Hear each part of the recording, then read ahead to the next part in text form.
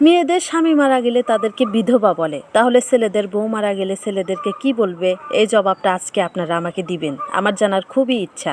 যাই হোক, আসসালামু আলাইকুম সবাইকে, আশা করি সবাই অনেক ভালো আছেন। চলে আসলাম নতুন একটা ভিডিও নিয়ে, আশা করি আজকের এই ভিডিওটা আপনাদের কাছে অনেক ভালো লাগে। যাই হোক, গ্রামের মানুষ হয়ে এত বড় সুবিধায় আছি যে সবজি কেনার জন্য বাজারে যাওয়া লাগে না, বাড়ির পাশে খেতে আসার সঙ্গে সঙ্গে সবজি হাতে পাওয়া যায়। যাই হোক, বিকেল টাইমে আসলাম ক্ষেত থেকে সবজি উঠানো। আমাদের এই ক্ষেতে দুই ধরনের সবজি আছে, দেশি বেগুন আর কাঁচামরিচ। দেশি বেগুন আমার কাছে অনেক ভালো লাগে, তাই দেশি বেগুনের চারাই লাগিয়েছিলাম। গাছগুলো এখন অনেক বড় হয়েছে, ফলনও দিতে শুরু করছে। ফলন হয়েছে অনেক, কিন্তু ফলনগুলো বেশি ভালো না। কিছু কিছু মানুষ আছে না, যাদের মুখে মধু আর অন্তরে বিষ। বাইরে থেকে তাদের খুবই ভালোই লাগে, মানুষের সঙ্গে তারা সহজেই মিশে যায়, অর্থাৎ মানুষের সঙ্গে কথাবার্তায় সব কিছুতেই তারা ভালো, কিন্তু গোপনে গোপনে তারা মানুষের ক্ষতির চেষ্টা। বাইরে থেকে কিন্তু তাদের আসল রূপ একদমই বোঝা যায় না, যেমনটা হয়েছে আমাদের এই ক্ষেতের বেগুনগুলোর।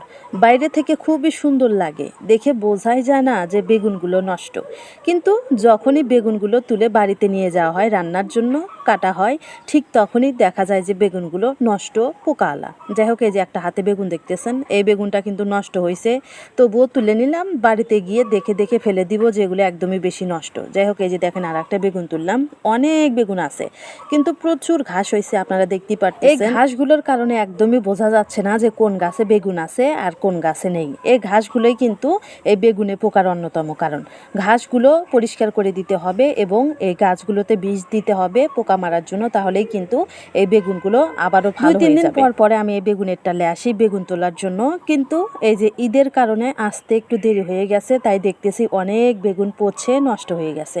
যাই হোক, এই যে দেখেন একটা বেগুন, এটা কিন্তু আমি তুলে নিলাম, এটা ছোট তাও তুললাম, কারণ কয়েকদিন পরে এটা কিন্তু পোকা ধরে যাবে।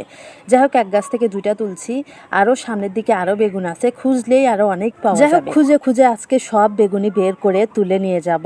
এর আগে একটা কথা, যদি ভিডিওটা আপনাদের কাছে ভালো লাগে দয়া করে লাইক কমেন্ট শেয়ার করে দিবেন, আর আমার এই ছোট্ট চ্যানেলটাকে সাবস্ক্রাইব করে দিবেন। যারা পেজ থেকে দেখলেন অবশ্যই আমার এই ছোট্ট পেজটাকে ফলো দিয়ে দিবেন। আপনারা কে কোথায় থেকে আমার এই ভিডিওটা দেখছেন তাও কমেন্ট করে জানিয়ে দিবেন। যাই হোক বন্ধুরা, আজকে প্রচুর গরম, এখানে প্রায় থাকাই অসম্ভব হয়ে পড়তেছে, তবুও থাকতে হবে, কারণ আমি যদি আজকে বেগুন না তুলে চলে যাই তাহলে সবগুলো বেগুনই নষ্ট হয়ে যাবে, তাই আমি একটা একটা করে খুঁজে বের করে এই যে বেগুনগুলো। যাই হোক বন্ধুরা, নিজেদের ক্ষেত থেকে এরকম টাটকা টাটকা সবজি সংগ্রহ করতে কিন্তু খুবই ভালোই লাগে। গ্রামের মানুষ কিন্তু সবাই এরকমই করে, অর্থাৎ বাড়ির আশেপাশে যাদের ক্ষেত আছে, এই ক্ষেতে কিন্তু এরকম বিভিন্ন ধরনের সবজির গাছ লাগায়, ওই সকল সবজির গাছ থেকে কিন্তু তারা সবজি সংগ্রহ করে তারা তাদের সবজি চাহিদা পূরণ করে। এতে করে দেখা যায় কি, তারা ভেজাল সবজি থেকে দূরে থাকে, অর্থাৎ টাকা দিয়ে তাদেরকে বিষ কিনে খেতে হয় না।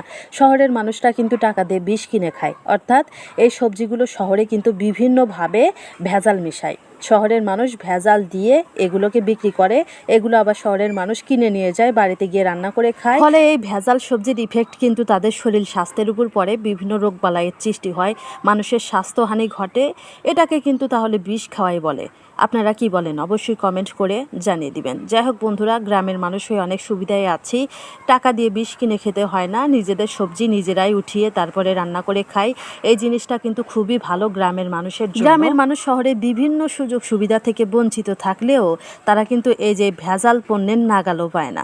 যাই হোক বন্ধুরা, অনেকগুলো বেগুন উঠাইছি, বেগুন ওঠানো প্রায় শেষ। আপনাদেরকে আমি একটু দেখিয়ে দিব আজকে আমি কতগুলো বেগুন উঠাইলাম। এই যে দেখেন আমি আজকে কতগুলো বেগুন উঠাইছি, দেখেন অনেকগুলো বেগুন, কিন্তু অধিকাংশ বেগুনই কিন্তু পচা, তবুই কিন্তু এগুলো শরীরের উপর ইফেক্ট করবে না, যেহেতু আমরা পচাগুলো ফেলেই দিব। যাই হোক বন্ধুরা, বেগুন ওঠানো শেষ, এখন আমি বাড়িতে চলে যাচ্ছি। যদি ভিডিওটা আপনাদের কাছে ভালো লাগে দয়া করে লাইক কমেন্ট শেয়ার করে দিবেন, আর আমার এই ছোট্ট চ্যানেলটাকে সাবস্ক্রাইব করে দিবেন। যারা পেজ থেকে দেখলেন অবশ্যই আমার এই ছোট্ট পেজটাকে ফলো দিয়ে দিবেন।